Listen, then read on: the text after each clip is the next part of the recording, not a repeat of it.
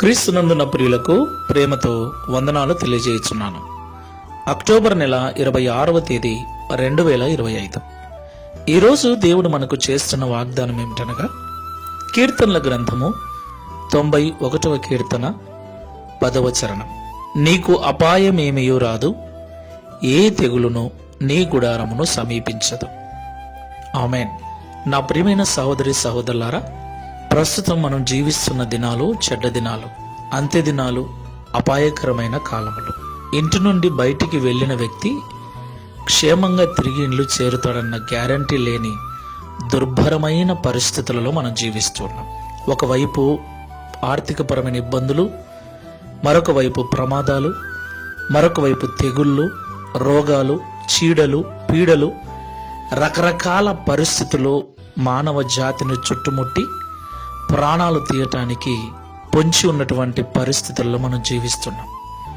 ఇలాంటి భయంకరమైన పరిస్థితుల్లో దేవుని కంచె కాపుదల మనకు చాలా అవసరం. ప్రభు ఈ ఉదయకాల సమయంలో నీకు అపాయమేమియో రాదు, ఏ తెగులునో నీ గుడారమును సమీపించదు అని వాగ్దానం చేస్తున్నాడు. దేవునికి మహిమ కలుగును గాక. నా ప్రియమైన సహోదరి సహోదరులారా, ఈ లోకంలో జీవిస్తున్న మనం అందరం కూడా దేవుణ్ణి నమ్ముకున్నాం. దేవుణ్ణి నమ్ముకున్నాక కూడా అనేక కష్టాలు, సమస్యలు, రోగాలు, తెగుళ్ళు ఇవి మాత్రం మనల్ని విడిచిపోవటం లేదు. వాటి కొరకు చేసిన చేతుల కష్టార్జితమంతా హాస్పిటల్లో పాలైపోతుంది. ప్రియులారా, దేవుణ్ణి నమ్మిన తర్వాత ఇవన్నీ ఉండకూడదు కదా అని మనం అనుకుంటాం. అయితే సత్యం ఏమిటంటే, దేవుణ్ణి నమ్ముకున్నంత మాత్రాన ఇవన్నీ మనల్ని వదిలిపోవు. దేవుణ్ణి ప్రేమించినప్పుడే ఇవన్నీ మనల్ని వదిలిపోతాయి. దేవునికి మహిమ కలుగును గాక.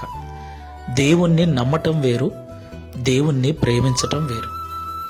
దేవుణ్ణి కేవలము నమ్మిన వారి జీవితంలో ఏ అద్భుతాలు చూడలేరు.